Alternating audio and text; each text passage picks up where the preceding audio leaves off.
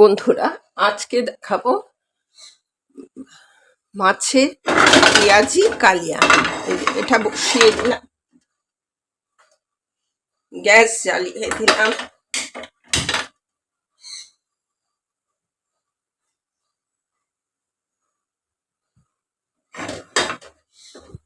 মাছটা একটু ভেজে নেব।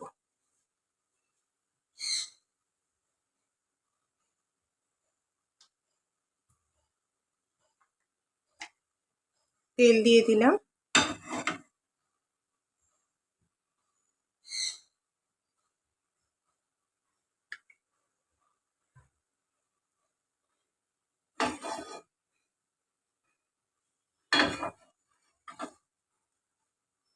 এটা এতেও হবে, ওতেও হবে, তবুও আমি এটাই দিলাম। মাছটা একটু ভেজে নেব। এটা যে কোনো মাছের করতে পারেন, শুধু এটাকে নুন মাখিয়ে আমি দিয়েছি। আমি শাটিন মাছের করছি। তেলটা গরম হয়েছে। আচ্ছা, মাছটা ভাজার আগে একটু নুন দিয়ে দেবেন, তাহলে কি হয়, মাছ আর লাগবে না, লাগার কোনো সম্ভাবনা নেই। ঠিক আছে,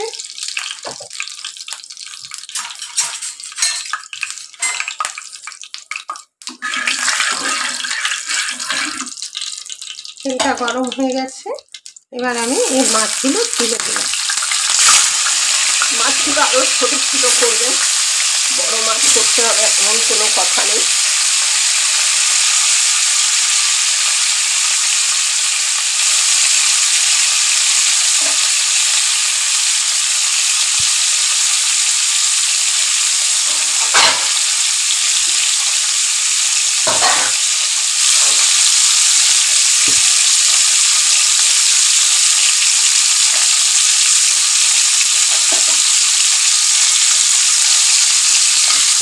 এটা রুই, কাতলা, বোয়াল,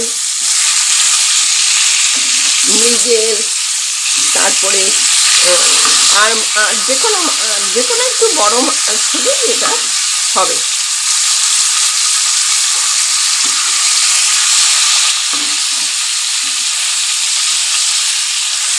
তবে এই টুকরোগুলো আমি বড় রেখেছি, কিন্তু এত বড় রাখার কোনো দরকার নেই। এগুলো একটু ছোট ছোট করেও করা যায়।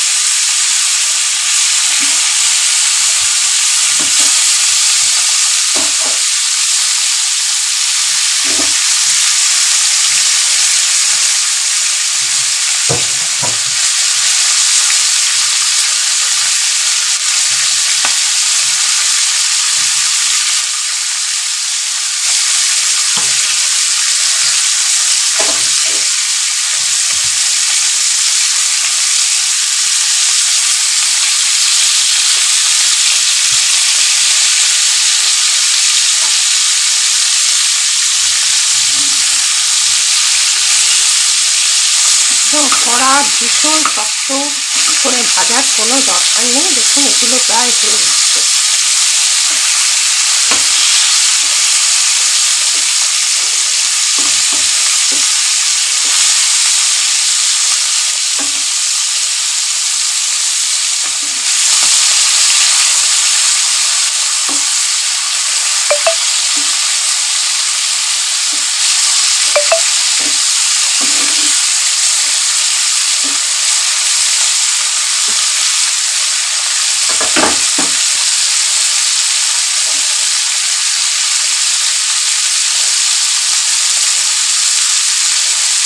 দেখুন মাছটা ভাজা হয়ে গেছে, আমি আর নামালাম না, এইটাকে ধরেই নামিয়ে দিলাম। এবার কড়াই বসিয়েছিলাম,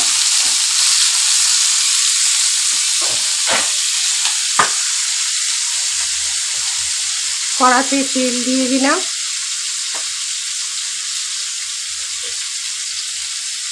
এই মাছের পেঁয়াজি কালিয়া এর একটা মানে এরকম যেরকম মাছটা কাটবেন, মাছটা একটু ছোটো ছোটোই কাটবেন, আমি একটু বড় রেখেছি। আর এর মধ্যে আলুটাও ওরম করে দেবেন, আলু ভাজাটা ভালো করে ভেজে নেবেন।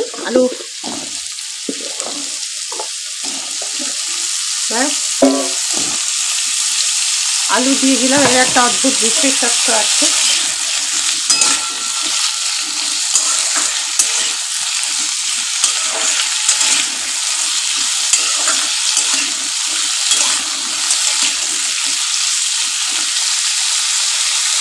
হালকা একটু নুন দিয়ে দিলাম।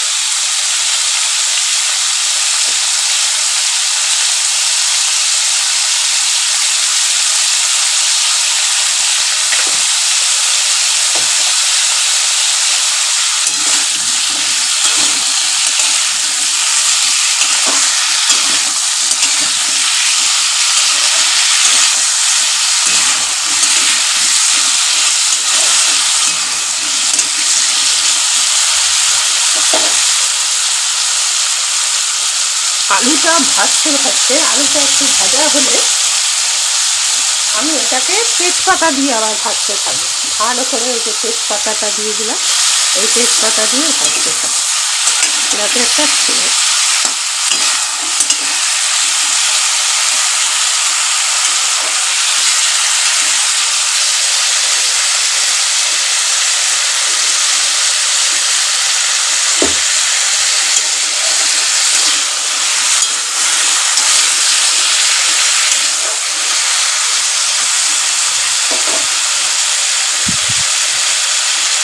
আলুটা ভাজা হলে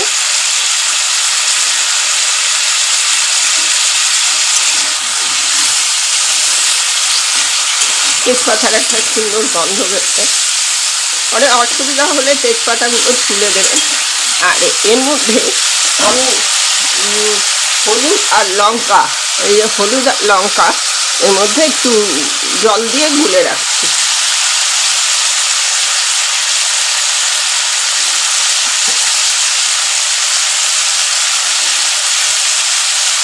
বিশেষ কিছু এর মধ্যে মশলা পড়বে না, খুব সাধারণ রান্না, খুব সহজ সরল রান্না।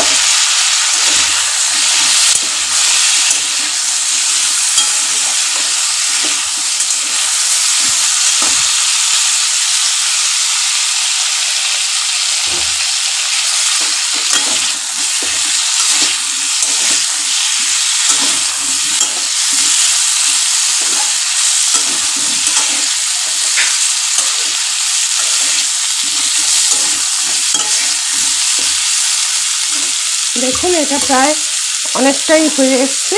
এবার পেঁয়াজটা যেরকম মাছ কাটবেন সেরকম পেঁয়াজ কাটবেন, সেরকম আলু কাটবেন। পেঁয়াজটা আমি এরকম ডুমো ডুমো করে কেটেছি, এই পুরো পেঁয়াজটা দিয়ে দিই।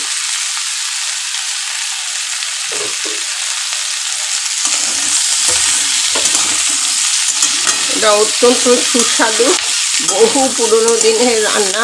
এইটা পেঁয়াজটা ট্রান্সপারেন্ট হওয়া পর্যন্ত আমরা ভেজে যাব।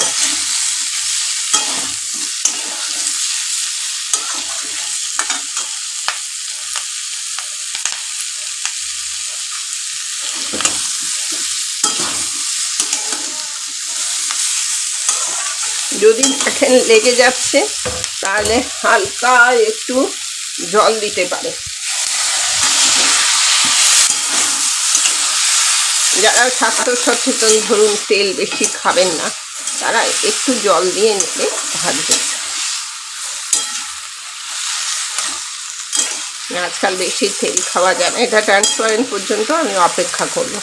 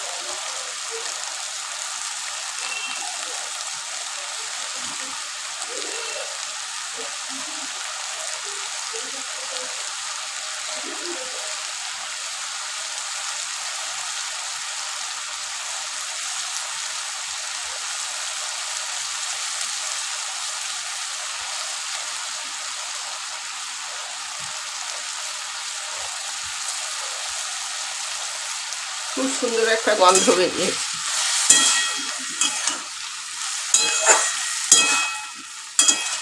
দেখুন পেঁয়াজটা ট্রান্সপারেন্ট হওয়া পর্যন্ত আমি অপেক্ষা করব।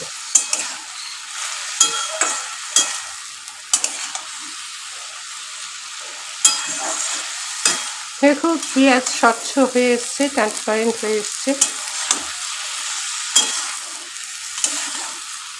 এবার এই পর্যায়ে আমি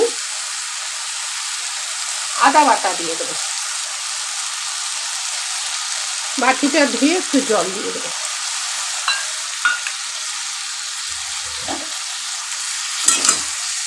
আদা কাঁচা গন্ধটা যাওয়া পর্যন্ত আমি অপেক্ষা করব। যে কোনো রান্না কষানোর উপর খুব ভালো নির্ভর করে। এখানে নুনটা দিয়ে দেবো, নুন দেইনি, নুনটা দিয়ে দেবো।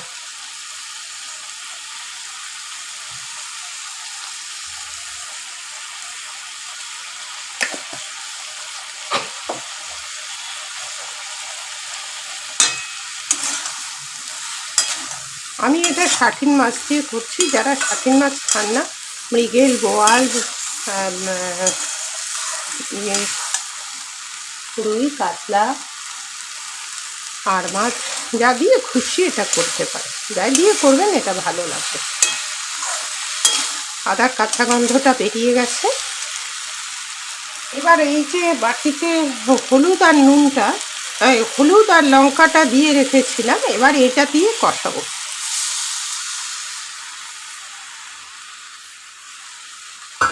বহু ঐতিহ্যবাহী রান্না, খুব কম উপকরণে যথেষ্ট ভালো লাগবে। খেয়ে দেখবেন একবার, আমার কথা দিচ্ছি, এটা অত্যন্ত সুস্বাদু।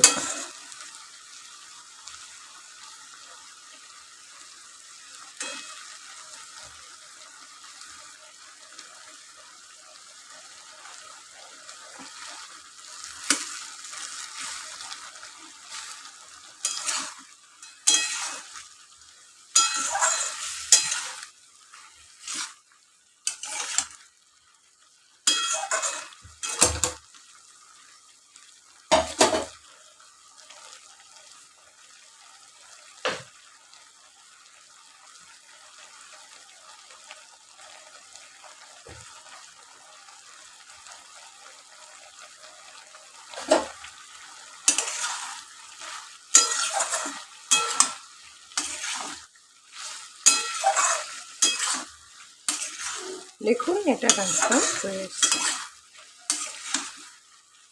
নুনটা হয়েছে কিনা দেখি। ভালোই হয়েছে, ঝালও হয়েছে।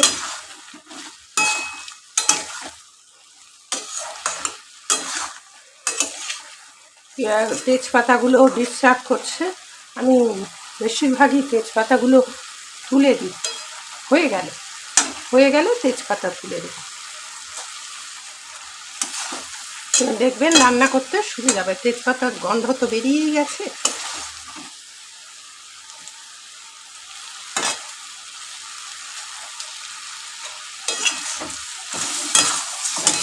এই অবস্থায় আমি একটু জল তুলে দিই। এত সহজ সরল রান্না। না, আলু সিদ্ধ হওয়া পর্যন্ত অপেক্ষা করব।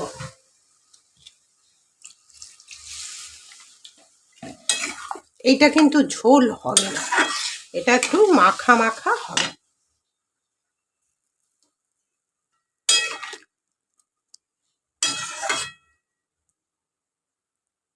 এটা ফুট ধরে গেলে আমি মাছ তুলে দেব।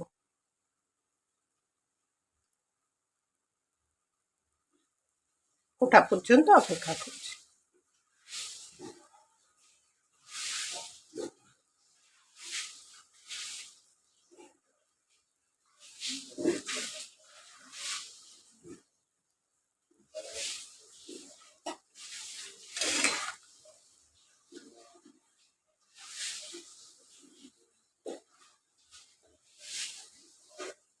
একটু 2 মিনিট ফুটটা ধরে যাক, আমি মাছগুলো তুলে দেবো। মাছ কিন্তু ছোট ছোট ওই আলুর মতনই ছোট ছোট করে দেবেন, সেটাতে বেশি ভালো হবে।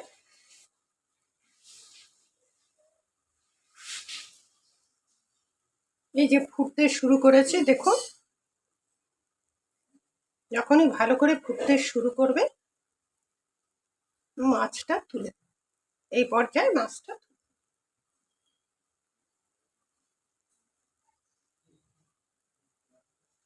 সব মাছটা তুলে দেবো।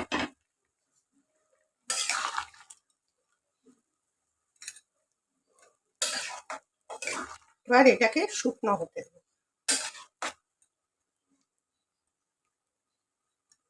ও আলু সিদ্ধ হতে সময় দেবো।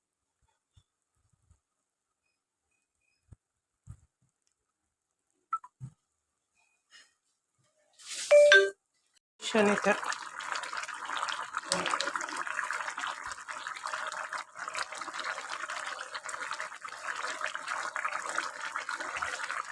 বাহ, বেশ সুন্দর হয়েছে। এই তো আলুটা সিদ্ধ হয়েছে কিনা, এই তো আলু সিদ্ধ। এবার আমি এটাকে আর 2 মিনিট করে, এবার আপনারা এটার মধ্যে ঘি গরম মশলা দিয়ে যে যেভাবে খুশি যেরকম মনে হয় সেরকমভাবে পরিবেশন করবেন। আমি অবশ্য গরম মশলাটা একটু বেটে রেখেছিলাম, মানে গোটা গরম মশলায় বেটে রেখেছিলাম। আজকে আমি বেশিরভাগই গোটা গরম মশলাটাকেই একটু ইউজ করার চেষ্টা করি, তার কারণ হচ্ছে তবুও কিছুটা পাওয়া যায়। আর ওই সাথে গরম মশলায় চট করে কিছু পাওয়া যায় না। তবু আমি বাড়িতে অনেক সময় হোমমেড করি, আজকে আমার এই মুহূর্তে হোমমেডটা নেই, তাই আমি গরম মশলা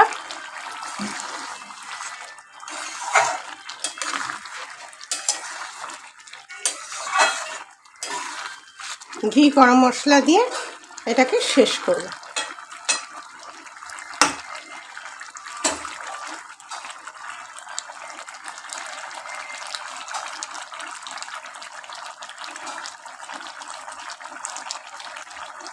একটু রসা রসা রেখেছি, এটা না রাখলেও চলবে।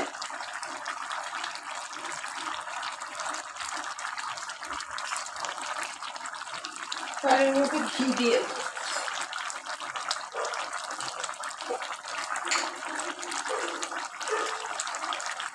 দেখুন এর মধ্যে ঘিটা দিয়ে দিলাম।